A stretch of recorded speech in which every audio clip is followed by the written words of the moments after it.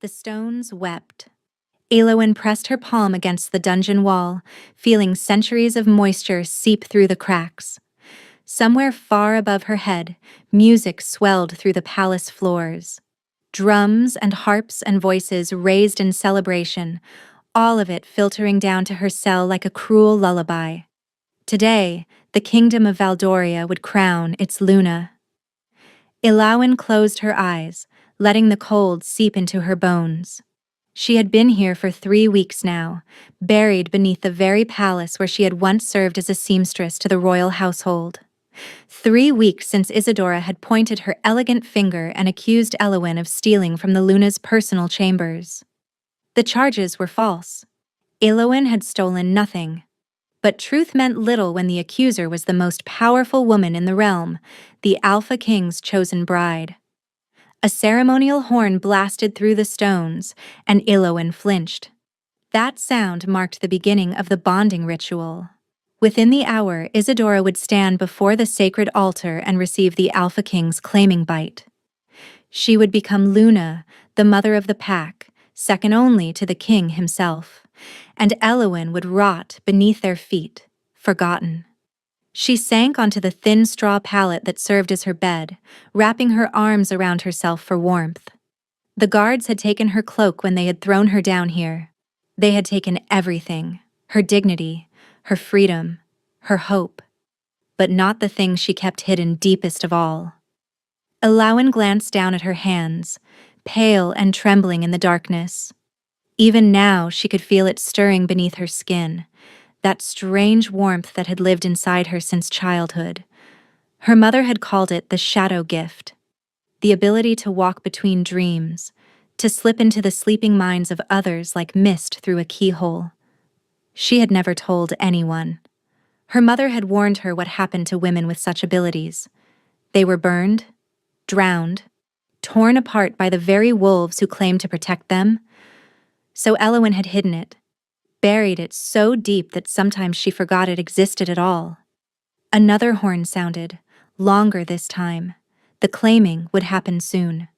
Eowyn imagined Isadora standing in the great hall, draped in white silk and moonflowers, her dark hair cascading down her back like a river of ink. She imagined the Alpha King beside her, the man Eowyn had only ever seen from a distance, King Cailan of Valdoria. Even his name sent a shiver through her that had nothing to do with the cold. She had glimpsed him once, crossing the courtyard on his way to the War Council. Tall and broad-shouldered, with hair the color of a winter storm and eyes like hammered silver. He had moved with the lethal grace of a predator, every inch the alpha his bloodline promised. He had not seen her. Why would he? She was nothing.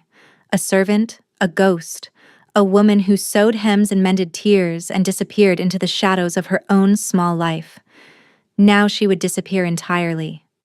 Eowyn pressed her forehead to her knees, fighting the despair that threatened to swallow her whole. She would die down here.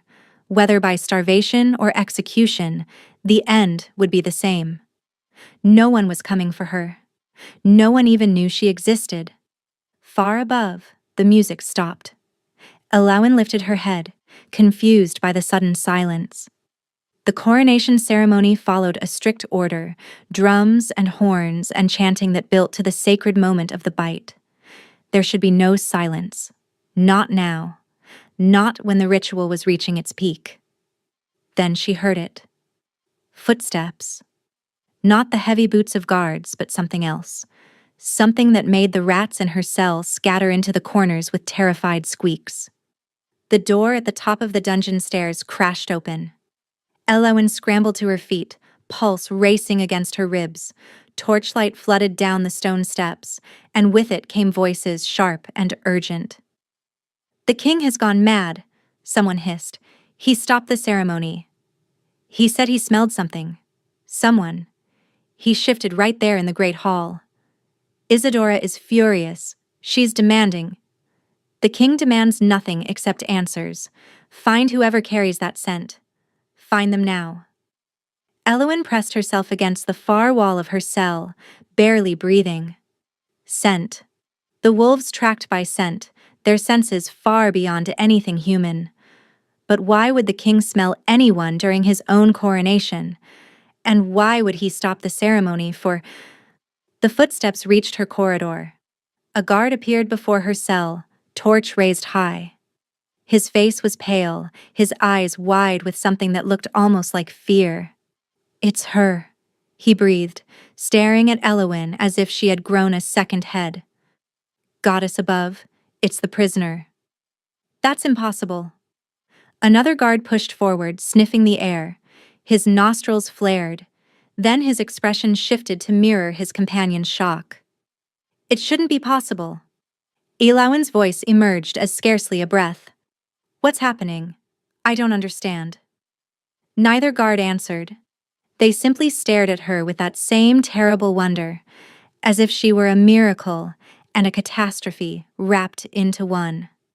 Then a third voice cut through the darkness, deep and resonant and laced with an authority that made both guards drop instantly to their knees. "Open the cell." Elowin's blood turned to ice. She knew that voice. Every subject in Valdoria knew that voice. It commanded armies. It decided fates. It belonged to the most powerful alpha in 3 generations. King Kaelin stepped into the torchlight, and Elowin forgot how to breathe. He was still wearing his coronation attire, black velvet and silver thread, but the fine fabric was torn at the shoulders where his shift had begun. His eyes, those famous silver eyes, burned with something far more dangerous than anger. They burned gold. "Leave us," he commanded without looking at his guards. "Your Majesty, the ceremony." "I said leave." The guards fled.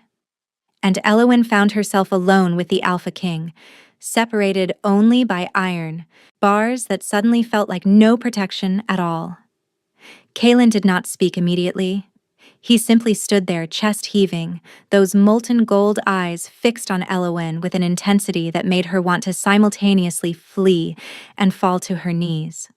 The wolf was close to his surface, she realized. Closer than it should ever be during a sacred ceremony. Something was very wrong. "What is your name?" His voice was rough, as if the words were being dragged from somewhere deep in his chest. "Elowin." Her own voice sounded foreign to her ears. "Elowin Thorn." "Elowin?" He repeated it slowly, tasting each syllable like honey on his tongue. Something flickered across his face. Pain or pleasure? She couldn't tell. "Why are you here?" "In my dungeon?" "I was accused of theft, Your Majesty, by the Lady Isadora." His jaw tightened. "And did you steal from her?" "No." Elowin met his burning gaze, drawing on reserves of courage she didn't know she possessed. "I have never stolen anything in my life." For a long moment he simply stared at her. Then, without warning, he reached out and gripped the iron bars of her cell. The metal groaned beneath his hands.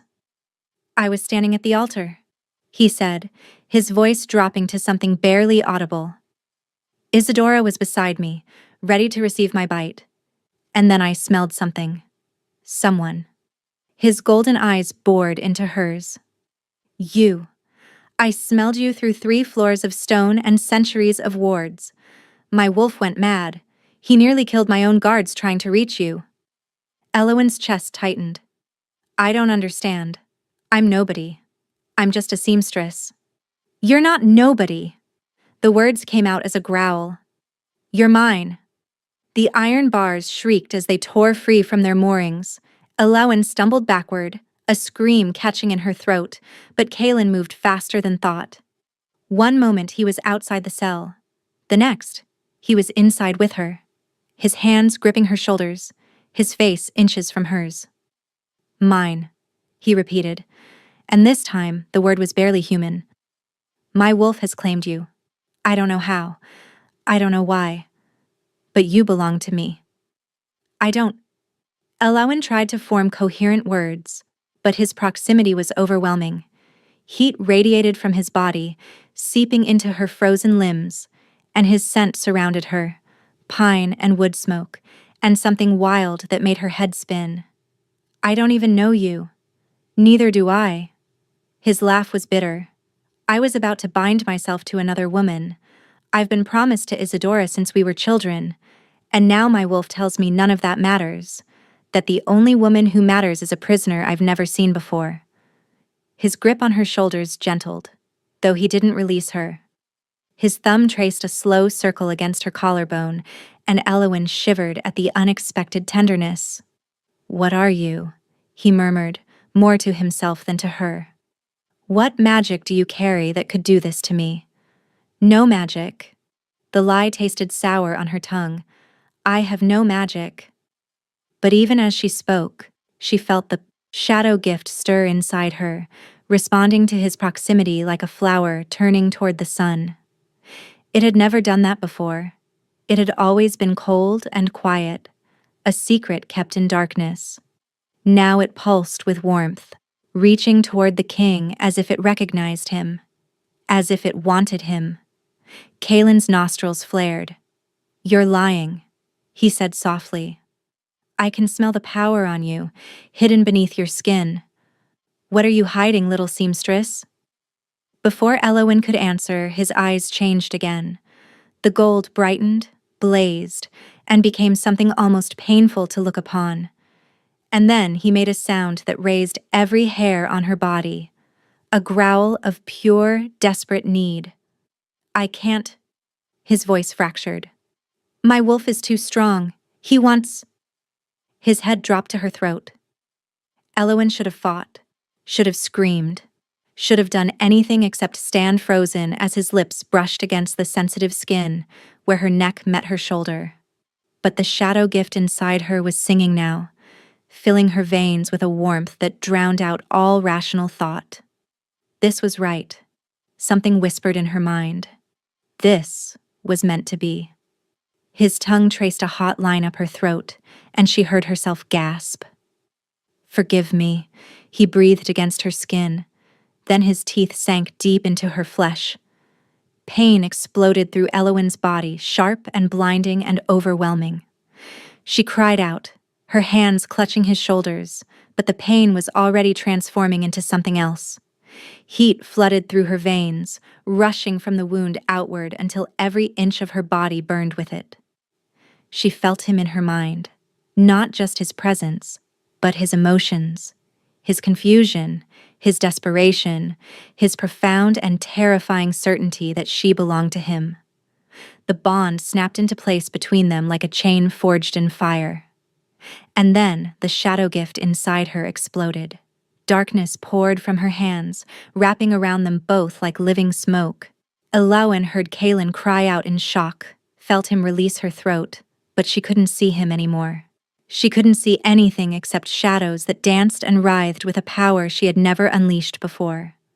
The last thing she heard before consciousness fled was his voice, raw with wonder and fear. "What are you?"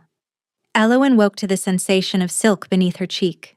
For a confused moment she thought she was still dreaming. The dungeon had no silk. The dungeon had nothing but cold stone and rotting straw, and the distant mockery of celebration. Then memory crashed over her, the torn bars, the king's golden eyes, his teeth in her throat, and she bolted upright with a gasp. She was in a bedchamber.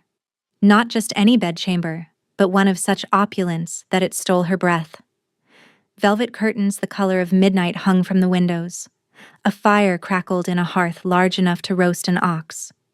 And the bed she lay upon was draped in silver silk, soft as clouds against her skin. Her hand flew to her throat. The wound was gone. Elowyn's fingers traced the spot where Kaelin's teeth had broken skin. The flesh was smooth and unmarked, as if the bite had never happened at all. But she could still feel it somehow, a phantom sensation of pressure and heat that made her shiver. "Good. You're awake." Elowyn spun toward the voice. An elderly woman sat in a chair by the fire, her silver hair braided back from a weathered face. Her eyes, amber and knowing, studied Elowyn with careful assessment. "I am Marin," the woman said, "healer to the royal household. You've been unconscious for nearly a full day." "A day?" Elowyn's voice cracked. "What happened?" The king. The king has not left the corridor outside that door since he carried you here. Marin's tone was carefully neutral. He refuses food, rest, and counsel. He simply paces and waits and occasionally growls at anyone who tries to enter. Elowyn felt heat rise to her cheeks. He bit me. Yes, a claiming bite. Marin's expression grew troubled. Given to a human, without consent, without preparation. Such a thing has not happened in centuries. What does it mean? Marin was quiet for a long moment. Then she rose from her chair and moved to sit on the edge of the bed, her aged hands folding in her lap. Among our kind, the claiming bite is sacred. It binds two souls together, creating a bond that transcends physical distance and even death. When an alpha claims his Luna, they become two halves of one whole. Elowyn's pulse quickened. But I'm not his Luna. Isadora. Isadora was to be his chosen mate. A political arrangement, not a fated bond. Marin's amber eyes held something that might have been pity. What happened between you and the king was not a choice. It was destiny crying out to be acknowledged. I don't believe in destiny. Perhaps not. But the bond believes in you. Marin reached out and touched Elowyn's hand. Tell me, child. Can you feel him? The king? Is there a thread in your chest that pulls towards something beyond this room? Elowyn wanted to deny it. She wanted to insist that she felt nothing, that this was all a terrible mistake. But she could feel him. Even now, with walls between them, she could sense Kaelin's presence like a second heartbeat in her chest. His anxiety pulsed through her, his desperate need to see her, to touch her, to confirm that she still breathed. Yes, she whispered. I feel him. Marin nodded slowly. Then the bond is forming, but it's incomplete. Without a second bite, without you claiming him in return, the bond will remain unstable. And if it remains unstable? The healer's silence was answer enough. Before Elowyn could press further, the door burst open. Kaelin stood in the doorway, his silver eyes wild and his chest heaving as if he'd been running for miles. She's awake. His voice was hoarse. I felt her wake. I felt... He stopped mid-sentence, his gaze locking onto Elowyn's face. For a moment, neither of them moved. The bond between them hummed with electricity, pulling them toward each other with invisible force. Then Kaelin crossed the room in 3 strides and fell to his knees beside the bed. I'm sorry. The words tumbled out of him, raw and broken. I'm so sorry. I couldn't control it. My wolf took over and I... Your Majesty. Elowyn's voice trembled. Please stand up. You shouldn't kneel to me. I should kneel to no one else. He looked up at her, and she saw tears glistening in his silver eyes. I violated you. I forced a bond you never asked for. Whatever punishment you demand, I will accept. Elowyn stared at him, this powerful king brought to his knees before her, and felt something shift in her chest. Not the bond, but something older. Something that had nothing to do with wolf magic, and everything to do with the genuine anguish on his face. You weren't in control, she said softly. You said so yourself. Your wolf. My wolf is part of me. His actions are my actions. Kaelin's jaw clenched. There is no excuse for what I did. Marin cleared her throat. Perhaps I should leave you two to... No. Kaelin rose abruptly, composing himself with visible effort. There are things Elowyn needs to know. Things we both need to understand. His gaze shifted to her, intense and searching. In the dungeon, when I bit you, something happened. Shadows poured from your hands. They wrapped around us both like living darkness. Elowyn's blood chilled. I don't know what you're talking about. Don't. His voice was gentle but firm. Don't lie to me, Elowyn. Not about this. I felt your power touch my soul. I saw what you carry inside you. The secret she had guarded her entire life was crumbling around her.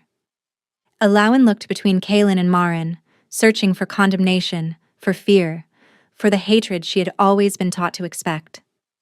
Instead, she saw only wonder. "Show me," Kaelin said quietly. "Please, show me what you are." Every instinct screamed at her to refuse, to deny, to run.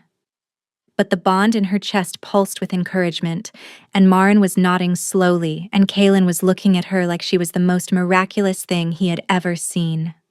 Elowen closed her eyes. She reached deep inside herself, to the cold, dark place where the shadow gift had always lived. But it wasn't cold anymore. It was warm, alive, and eager to be acknowledged. When she opened her eyes, darkness danced between her fingers. Marin gasped.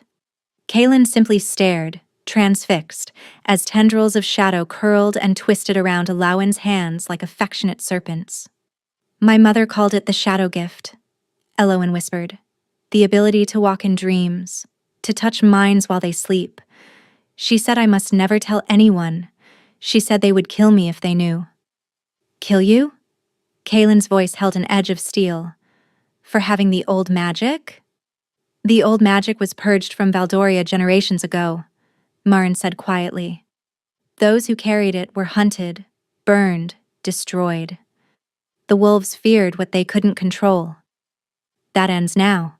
Kaelin rose to his feet, and in that moment, Elowen saw the king in him, the alpha who commanded legions. "No one will touch her. No one will harm her. She is under my protection." "Your Majesty," Marin's voice dropped. "Isadora has demanded an audience. She knows something disrupted the ceremony. When she learns the truth..." The door slammed open again. A woman stood on the threshold, beautiful and terrible in her fury. Dark hair cascaded around a face that might have been carved from marble, and her eyes, green as poison, fixed on Elowen with pure hatred. "So this is the creature who ruined my coronation." Isadora's voice dripped with venom. "A prisoner, a thief, a witch." "Isadora," Kaelin's tone carried warning. "You will speak with respect." "Respect?" She laughed, high and brittle. "You abandoned me at the altar for this? I have waited my entire life to become your Luna, and you cast me aside for a dungeon rat with dark magic?"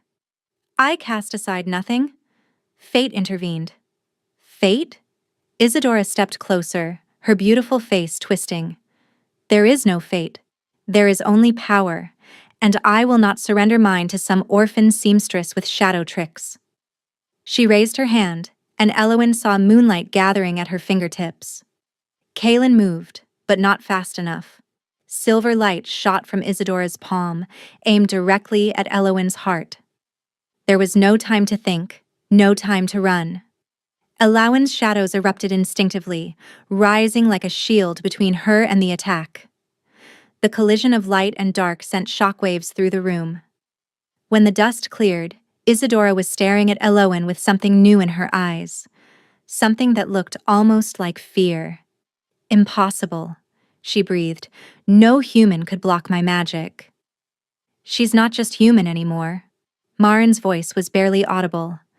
"The claiming bite has changed her." Isadora's gaze dropped to Elowen's throat, to the place where no mark remained, but where the bond had been forged. Understanding dawned, followed by rage so profound it seemed to darken the very air around her. "You will regret this," she hissed at Kaelin. "Both of you will regret this." She turned and swept from the room, leaving silence in her wake. Kaelin moved immediately to Elowen's side. "Are you hurt?" "No, I'm fine." But her hands were shaking and shadows still curled around her fingers, agitated and restless. "What happens now?" Kaelin and Marin exchanged a look heavy with meaning. "Now," the king said quietly, "we get you somewhere safe. Isadora has allies throughout the palace, and she will not rest until you are destroyed." "But where can I go? If she has the reach, you say." "There is one place." Kaelin took her hands in his, shadows and all. "The northern territories, beyond the Valdorian border." My mother's people live there. Wolves who answer to no crown. They can protect you until we understand what the bond has awakened. You want me to leave? The words hurt more than they should have. I want you to live. His voice broke on the last word. Please, Elowen. Let me keep you safe. She saw the agony in his eyes, the war between his need to have her near and his terror of losing her entirely. How long? She whispered. A few weeks. Maybe less. Just until I can neutralize Isadora's threat. Elowen wanted to refuse. Every fiber of her being screamed against separation, against leaving this man she barely knew, but somehow needed like air. But she also saw the wisdom in his words. Isadora's attack had been swift and merciless. Next time, Elowen might not be fast enough to defend herself. All right, she said. I'll go. Relief and anguish warred on Kaelin's face. He raised her hand to his lips, pressing a kiss to her knuckles that burned like a brand. I'll come for you, he promised, as soon as I can. Nothing in this world will keep me from you. That night, as Brennick the guard escorted her through secret passages toward a waiting horse, Elowen felt the bond in her chest stretch thin and aching. She didn't look back. She couldn't. Because if she looked back, she would never leave. The Northern Territories were nothing like Valdoria. Where Kaelin's kingdom was all stone castles and manicured gardens, this land was raw wilderness.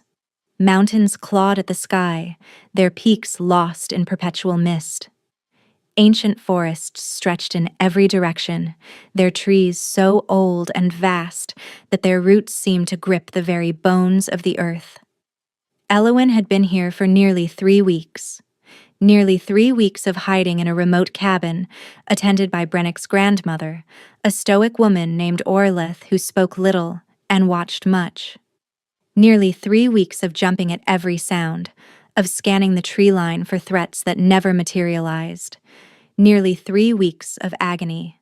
The bond had not faded with distance. If anything, it had grown stronger, a constant ache in her chest that made sleep nearly impossible. She could still feel Kaelin, a distant presence like a star on the horizon, but reaching for him was like trying to grasp smoke. And then, there were the dreams. They had started on the first night, so vivid that she woke gasping, convinced he was really there beside her. In the dreams, Kaelin came to her in this very cabin. He knelt by her bed and took her hand. He spoke to her in low, urgent tones, telling her things she couldn't quite hear, making promises she couldn't quite remember upon waking. Just dreams, she told herself each morning as she splashed cold water on her face. Nothing more. But the dreams felt different from normal dreams. They had a weight to them, a texture, as if the boundary between sleeping and waking had grown dangerously thin. On the 20th night, Elowen woke to find that she was not alone. Moonlight streamed through the cabin window, illuminating a figure standing at the foot of her bed. Tall and broad-shouldered, with silver-gray hair that caught the pale light. Kaelin. You're not real, Elowen whispered, pulling the blankets to her chest. You're a dream. Am I? He moved closer, and she saw his face clearly now, the exhaustion carved into his features, the desperate hunger in his silver eyes. I've been trying to reach you for weeks. Every night I walk the dream paths, searching for your light. Dream paths? Your gift. The shadow walk. He sat on the edge of her bed, and she felt the mattress dip beneath his weight. Felt it. You've been calling to me, Elowen. Every time you sleep, your power reaches out. I finally learned to answer. Her pulse raced now. That's impossible, I can't. You can. You just don't know how to control it yet. He reached out and touched her cheek, and his hand was warm and solid and real. I'm really here. Not my body, but my spirit. Your power brought me to you. Elowen's breath caught. If this was real, if he was actually here? Isadora, she said suddenly. What's happened? Is it safe for me to return? The light in Kaylin's eyes dimmed. Not yet. She's consolidated power among the old families, those who oppose the mate bond on principle. She's telling them that you bewitched me, that your magic is a threat to the kingdom. Is anyone listening? Too many. His jaw clenched. She's also done something else. Something I only discovered yesterday. What? Kaylin was quiet for a long moment. Then he spoke, and his voice was hollow with grief. The dungeons where you were held. The poison Isadora used to keep you weak. It wasn't just ordinary cruelty. He met her eyes. She knew what you were, Elowen. Somehow she knew about your power before I ever caught your scent. Cold dread pooled in Elowen's stomach. How is that possible? I don't know yet, but I intend to find out.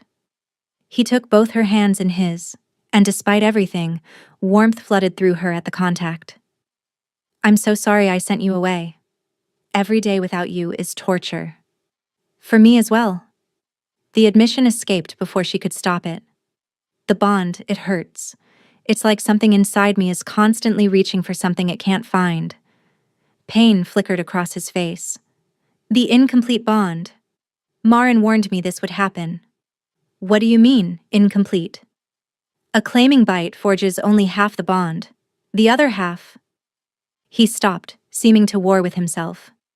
The other half requires you to bite me in return. Elowen stared at him. I bite you? To complete the bond. To become truly mated. His silver eyes held hers with devastating intensity. I would never ask it of you, Elowen. Not after how this began. But without the completion, the bond will continue to cause you pain. It might even... He stopped again. It might even what? Elowen pressed. Nothing. It doesn't matter. He squeezed her hands. We have time. I'll find a way to fix this, I promise. I'll find a way to keep you safe and break Isadora's hold, and... The dream began to fracture around them. Elowen felt reality tugging at her, pulling her back toward waking. Kaylin's form flickered like a candle in the wind. Wait. She gripped his hands tighter. Don't go. Not yet. I'll come back tomorrow night. I'll come back every night until you can come home. His voice was fading. Remember that I'm real, Elowen. Remember that this is real. Whatever happens, whatever you hear, know that you are mine, and I am yours, and nothing will change that. Nothing. He vanished. Elowen jolted awake to gray dawn light filtering through the cabin window. Her hands were clenched on empty air, and her cheeks were wet with tears she didn't remember crying. The door creaked open, and Orlith entered with a breakfast tray. You cried out in the night, she said, her voice rough as tree bark. Bad dreams? Elowen opened her mouth to say yes, then stopped. Because lying on the pillow beside her, exactly where Kaylin's hand had rested moments before, was a single gray wolf's hair. Not a dream, after all. She was still staring at the impossible evidence when another figure appeared in the doorway. Brennick, his face grave with news. Someone's coming, he said. From the palace, a healer named Marin. She says it's urgent. An hour later, Elowen sat across from Marin in the cabin's small main room. The old healer's face was drawn with exhaustion and something deeper. Something that looked terribly like grief. Tell me, Elowen said, fear coiling in her stomach. Whatever it is, just tell me. Marin reached across and took Elowen's hands, just as Kaylin had done in the dream. The incomplete bond, she said quietly. I should have explained more before you left. The truth is, when an alpha claims a mate who doesn't complete the bond in return, the magic doesn't simply cause pain. What does it do? It consumes the unclaimed partner's life force. Marin's amber eyes glistened. The bond is meant to be reciprocal, a circle of power flowing between two souls. When it flows only one direction... She stopped. When it flows only one direction, Elowen finished for her. It drains the one who was claimed. Yes. Marin's grip tightened. You've been suffering more than pain, haven't you? Exhaustion that sleep doesn't cure. Weakness in your limbs. Moments where you forget where you are or what you were doing. Elowen thought of the spells of dizziness that had plagued her. The times she had woken disoriented, unsure if hours or days had passed. She had blamed the stress, the displacement, and the dreams. But it had been the bond all along. How long do I have? She whispered. Marin's silence was answer enough. When she finally spoke, her voice carried the weight of a death sentence. The bond is killing you, child. You have days, not weeks. There must be another way. Elowen paced the small cabin, her shadow gift flickering restlessly around her fingers. Outside, a storm was gathering, dark clouds swallowing the mountain peaks. It felt appropriate somehow, as if the sky itself mourned her impending fate. Marin sat by the fire, her weathered face carved with sorrow. I've searched every text, consulted every elder I could reach. The only cure for an incomplete bond is completion. Then I'll complete it. Elowen stopped pacing, resolve hardening in her chest. I'll go back to Valdoria. I'll find Kaelin and... You won't survive the journey. Marin's voice was gentle but firm. The bond has already drained too much of your strength. Even with horses, even at full speed, your body would fail before you reached the palace gates. Elowen sank onto the edge of her bed, despair washing over her. So I'm supposed to just sit here and wait to die? There is one possibility. Marin hesitated, clearly warring with herself. The blood moon rises in 3 days. It's said that the old magic runs strongest during the Crimson Night. If we could bring Kaelin here, to you. How? You just said I can't survive the journey. He certainly can't abandon his kingdom for... The cabin door crashed open. Brennick stumbled inside, blood streaming from a gash on his forehead. Behind him, silhouetted against the storm-dark sky, stood a figure Elowen had hoped never to see again. Isadora. Did you really think, the would-be Luna purred, stepping over the threshold, that I wouldn't find you? Guards poured in behind her, a dozen wolves in human form, their eyes gleaming with predatory light. They seized Brennick before he could reach for his weapon, forcing him to his knees. Elowen's shadows surged instinctively, but Isadora merely laughed. Oh, please do try your little tricks. She raised her hand, and Elowen saw something glinting between her fingers, a vial filled with silver-black liquid. Do you know what this is? Cold recognition flooded through Elowen. She had seen that color before, in her dreams, in Marin's warnings about the ancient poisons used to purge the old magic from Valdoria. Shadow's Bane, Marin breathed. Where did you get that? My family kept the old formulas. Isadora's smile was razor-sharp. We were the ones who led the purges, after all. Did you think we'd forgotten how to kill witches? She moved closer, and Elowen felt her shadows recoil from the vial's proximity. The poison seemed to pulse with malevolent energy, hungry for her power. I've been planning this for years, Isadora continued, circling Elowen like a predator. The moment I discovered what you were, I knew you'd be a threat. So I had you arrested. Had you weakened in the dungeons with small doses of this very poison, just enough to suppress your abilities without killing you outright. Why? Elowen's voice emerged as barely audible. I was nobody. I didn't even know Kaelin existed. But fate knew. Isadora's beautiful face twisted with hatred. The seers warned me years ago that a Shadow Walker would steal my throne. I searched for decades, eliminated every possibility, and still you survived. Hidden in plain sight, sewing my dresses while destiny conspired against me. She grabbed Elowen's chin, forcing their eyes to meet. No more. Tonight I end this. I'll tell Kaelin you died from the incomplete bond, that his foolish claiming killed you before I could intervene. He'll be devastated, of course. But eventually, he'll need a Luna. And I'll be there, patient and loyal, ready to comfort him in his grief. He'll know. Elowen pulled free from Isadora's grip. The bond connects us.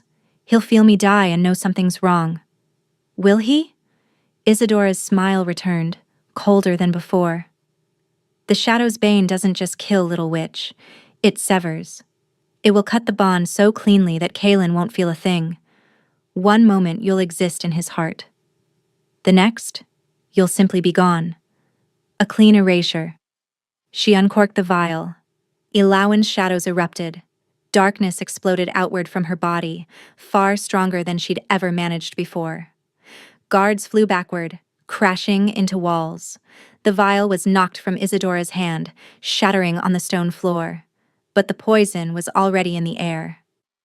Elowen inhaled before she could stop herself, and agony lanced through her chest. Her shadows flickered, wavered, began to dissolve like smoke in sunlight. No! She tried to gather her power, but it slipped through her mental fingers like water. Isadora rose from where she'd fallen, her green eyes blazing with triumph.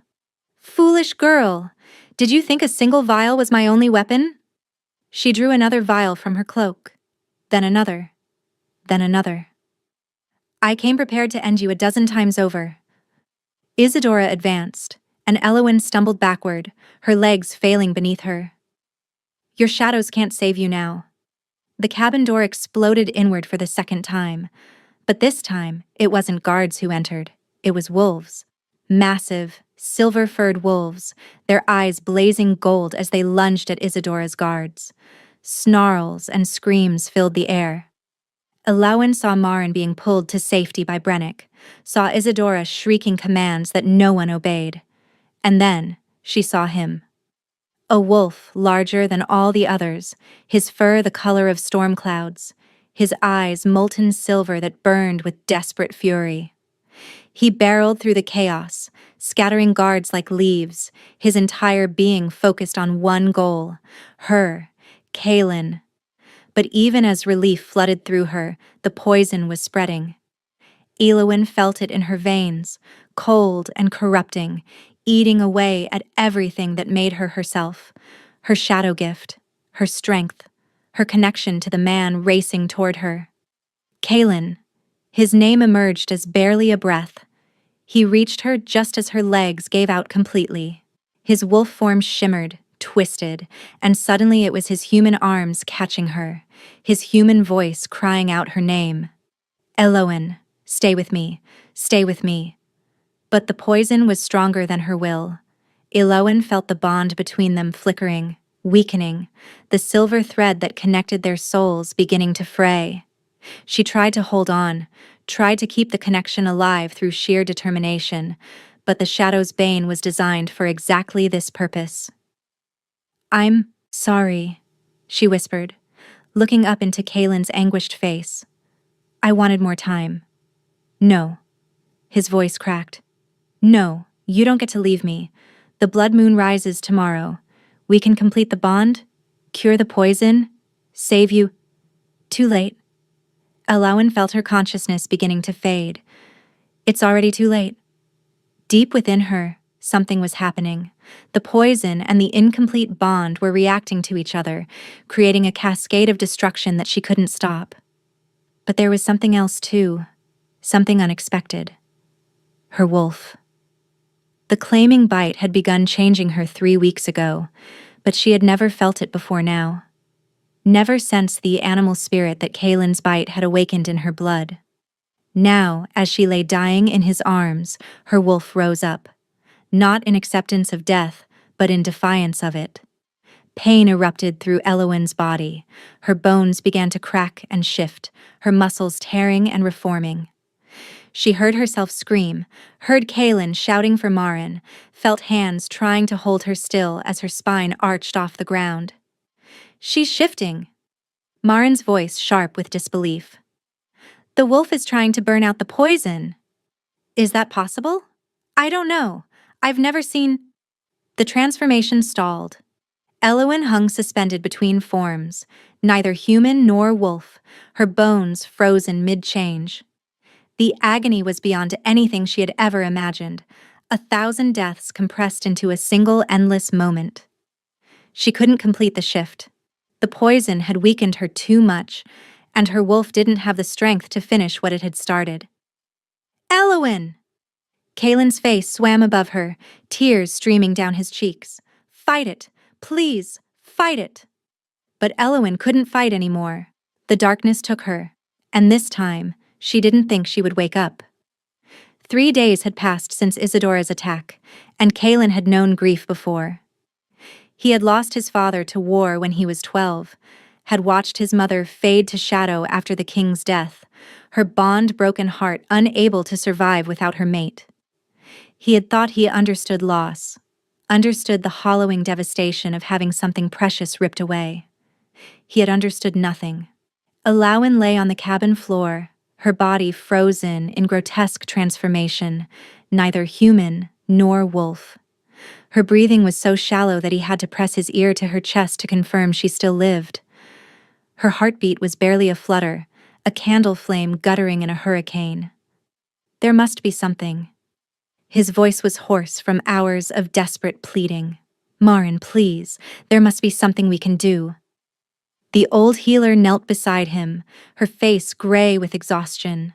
They had worked through the night, trying every remedy, every ancient technique, every prayer to gods who seemed determined to ignore them. Nothing had worked. The blood moon rises tonight, Marin said quietly. If she survives until then, the lunar magic might give her wolf the strength to complete the transformation. And if she doesn't survive? Marin didn't answer. She didn't need to. Kalen gathered Elowin's twisted form into his arms, careful not to jostle the bones that had frozen mid-shift. She weighed almost nothing, as if death was already claiming pieces of her soul. I did this. The words tore from him like shards of glass. I bit her without consent, bonded her without permission, and now she's dying because of my wolf's selfishness. Your wolf recognized its mate, Marin said gently. That's not selfishness. That's destiny. Destiny? Kalen laughed, and the sound was awful. What kind of destiny kills the one person you're meant to love? He pressed his forehead to Elowin's, breathing in her fading scent. She still smelled like midnight flowers and autumn rain, but beneath that was something acrid, the poison eating her from within. I should have refused the claiming urge, should have fought harder against my wolf, should have denied your very nature? Marin shook her head. A wolf cannot refuse its mate any more than the tide can refuse the moon. What happened between you was written in stars older than this world. Then the stars are cruel. Marin was quiet for a long moment. Then she spoke, and her voice carried the weight of ancient knowledge. There is one thing we haven't tried. Kalen's head snapped up. Tell me. The completion ritual. If you could somehow trigger it, the reciprocal bond might give her wolf the strength it needs. She can't bite me? Kalen gestured at Elowin's frozen form. She can barely breathe. Not a physical bite, a spiritual one. Marin's amber eyes held his. Your Shadow Walker can move through dreams, can touch minds while bodies sleep. If you could reach her, wherever her spirit has fled, if you could guide her back to herself. How? I'm no Shadow Walker. I can't. You walked her dreams before. She told me, that first night you found each other across the miles. The bond allowed it. Marin gripped his arm. The bond is still there, Kalen. Damaged and fading, but not gone. If you follow it deep enough, you might find her. Hope, fragile and desperate, flickered in Kalen's chest. What do I do? Marin guided him to lie beside Elowin's broken body. She placed his hand over her stuttering heart, positioned his forehead against hers. Close your eyes, she instructed. Find the thread that connects you. Follow it into the dark. Kalen closed his eyes. At first, there was nothing but blackness. He searched for the bond, for that silver thread that had always pulsed between them, but found only void. Then, so faint he almost missed it, a glimmer. He followed it.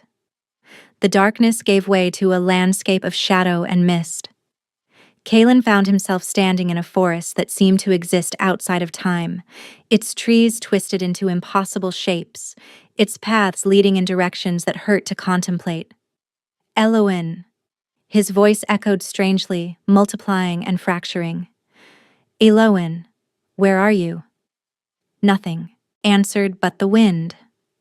Kalen walked for what felt like hours, following the fading thread of their bond through the nightmare forest. The trees grew denser, the paths more treacherous. Twice he nearly lost the connection entirely, saved only by clinging to the memory of her face, her voice, her scent. Finally, he found her. She sat at the base of an ancient oak, her form flickering between human and wolf like a candle in the wind. Her eyes were closed, her expression peaceful. Too peaceful. Eloin. He fell to his knees beside her. Eloin, you have to wake up. You have to come back. Her eyes opened slowly and they held no recognition. Who are you? Kalen's heart shattered. Your mate. Your bonded partner. The man who loves you. I don't remember, love. Her voice was distant, dreamy. I don't remember anything. It's peaceful here. Quiet. I think I'd like to stay. No. He grabbed her hands and they felt insubstantial beneath his grip. No, you can't stay. Our bond isn't complete. If you die here, if you fade away, then it will stop hurting. She smiled, and it was the saddest thing he had ever seen. Everything hurt so much out there. The poison and the change and the breaking.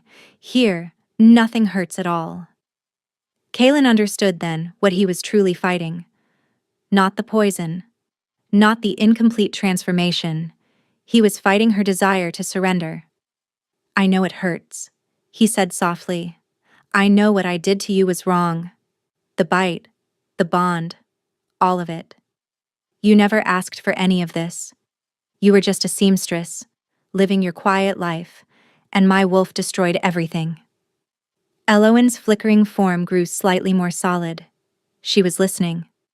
But if you come back to me, Kalen continued, pouring every ounce of love and desperation into his words, I swear on my crown, my kingdom, my very soul, that I will spend the rest of my life making it right.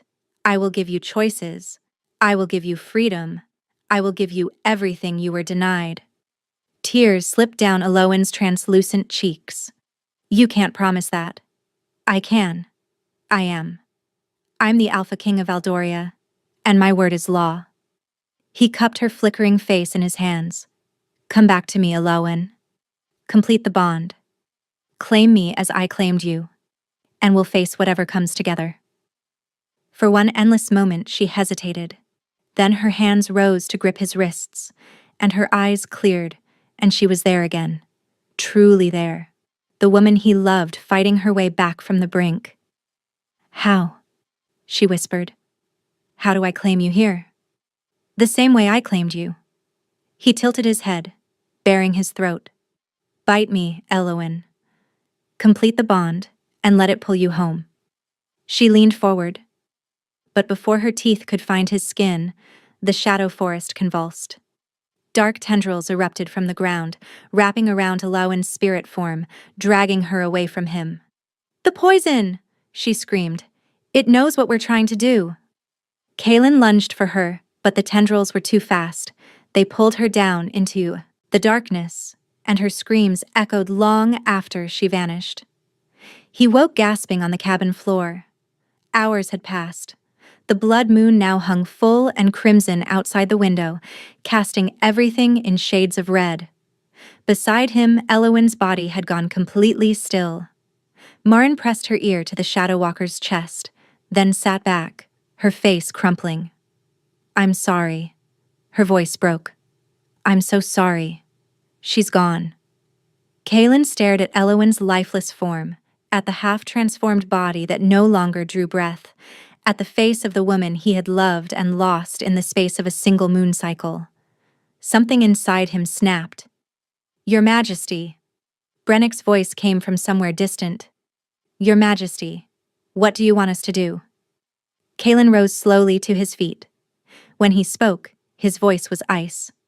Take her body to the sacred grove, the place where my ancestors first received the wolf blessing. He moved toward the door. I'll follow shortly.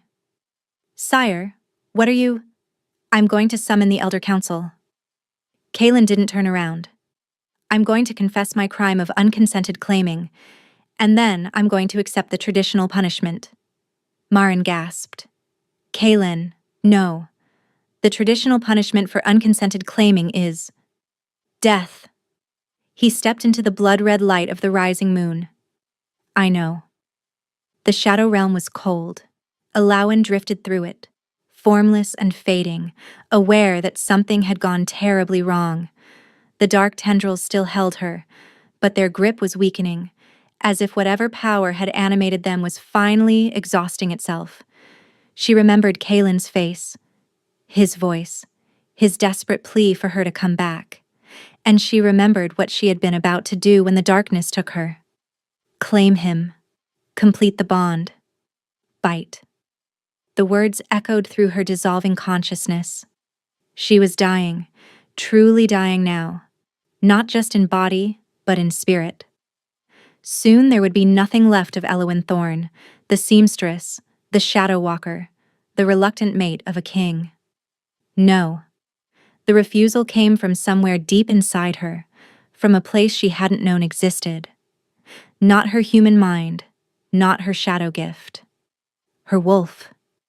The animal spirit that Kaelin's bite had awakened. The creature that had tried so desperately to save her through transformation was still alive. Trapped, weakened, but burning with a fury that would not accept defeat. He is ours, the wolf snarled inside her. He is ours, and we will not let him die. What do you mean? Elowen asked. I'm the one dying. No. The wolf's presence grew stronger, forcing back the consuming darkness. He believes we are dead.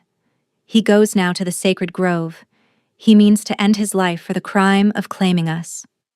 Horror flooded through Alawen's fading spirit. Kaelin couldn't die. Not for her. Not because of her. Then fight. The wolf's voice was thunder. Stop surrendering. You have power beyond anything the poison can touch. You are a shadow walker. These shadows are your domain. Command them. Alawen looked at the Darkim, tendrils that bound her, at the nightmare realm that had become her prison, and she saw them differently. Not as enemies, not as poison made manifest, as shadows, her shadows. Extensions of the gift she had feared and hidden her entire life. You cannot command what you do not accept, her mother had once told her. The shadow gift is part of you, Elowen. Embrace it, and it will become your greatest strength. For the first time in her life, Elowen stopped fighting her power. She embraced it. Darkness exploded outward from her spirit form, but this time she controlled it. The tendrils that had imprisoned her dissolved into her being, becoming fuel rather than chains. The nightmare forest bent to her will, its twisted paths straightening, its impossible geometry making sudden perfect sense. She was a shadow walker, and shadows could not hold her against her will. Wake up, the wolf commanded. Wake up and shift. Alawen opened her eyes. She lay in the sacred grove, her broken body arranged on an ancient stone altar. The blood moon hung enormous in the sky, painting everything in shades of crimson. Around her she could hear voices, movement, the gathering of wolves for some terrible ceremony. Her bones were still frozen mid-transformation, her muscles still refused to cooperate. But something had changed. The wolf inside her was no longer alone. The shadow gift, fully awakened and finally accepted, flowed through Elowen's veins like liquid night. It didn't fight the transformation this time. Instead, it merged with it.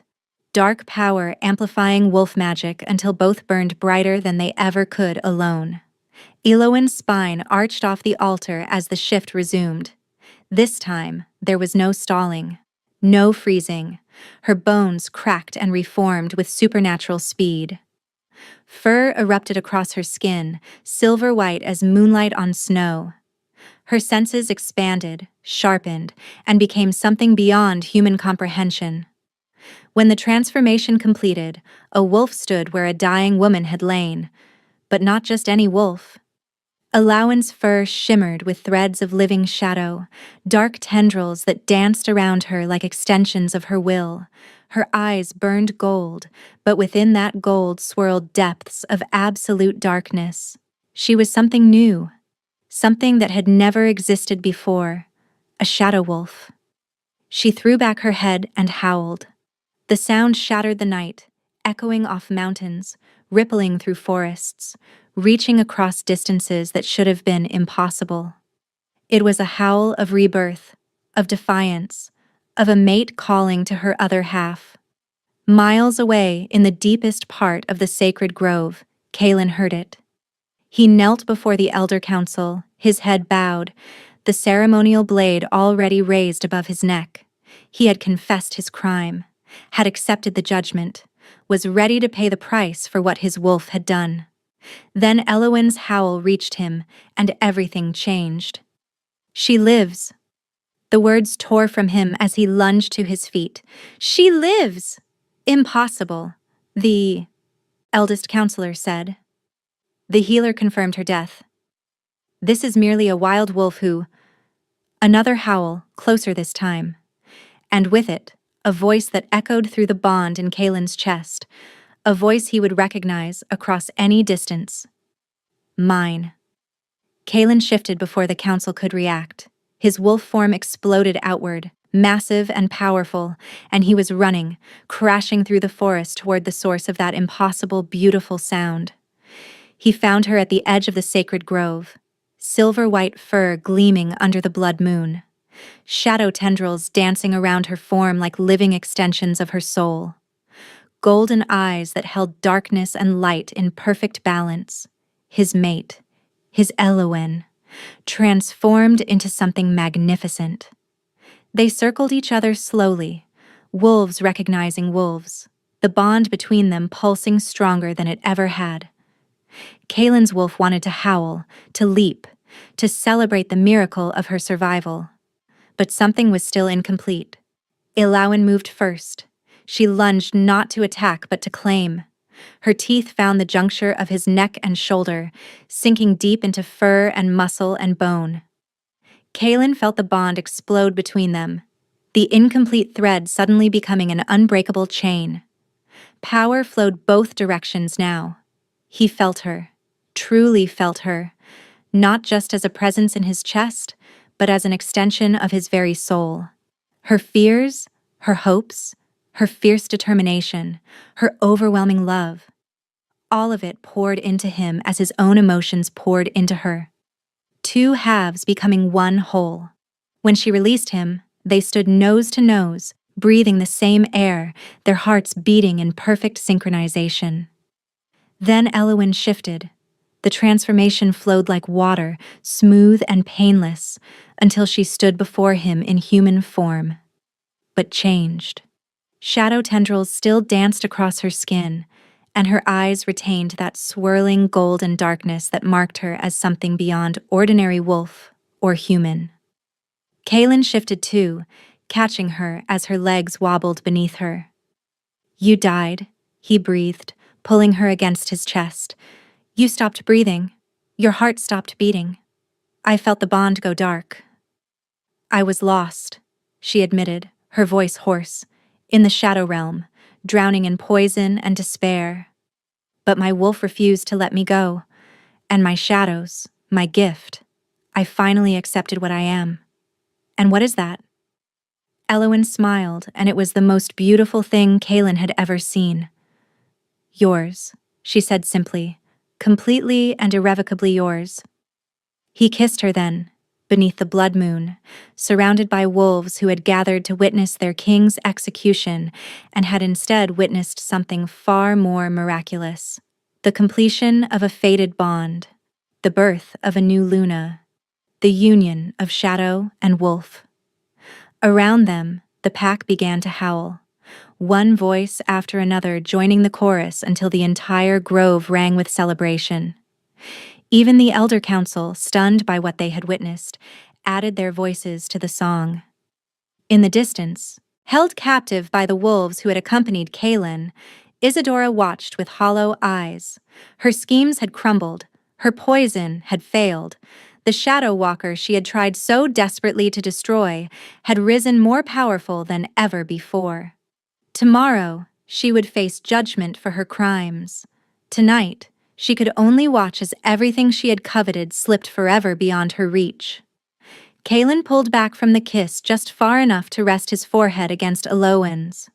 "What happens now?" she whispered. "Now?" He laughed, and it was a sound of pure joy. "Now we go home. We build a kingdom where no one with the old magic ever has to hide again." "That's quite a list." "We have time." He cupped her face in his hands, thumbs tracing the shadow tendrils that danced across her cheekbones. "We have forever." Eowyn leaned into his touch, feeling the bond pulse between them, strong and complete and eternal. She had been locked beneath the palace, forgotten and condemned. She had been poisoned, transformed, killed, and reborn. She had walked through shadows and emerged carrying their power as her own. And now, standing in the sacred grove with the blood moon overhead and her mate's arms around her, Eowyn finally understood what she had gained from all that suffering.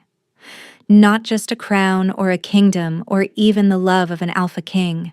She had gained herself, her whole, true, powerful self, and she would never hide again.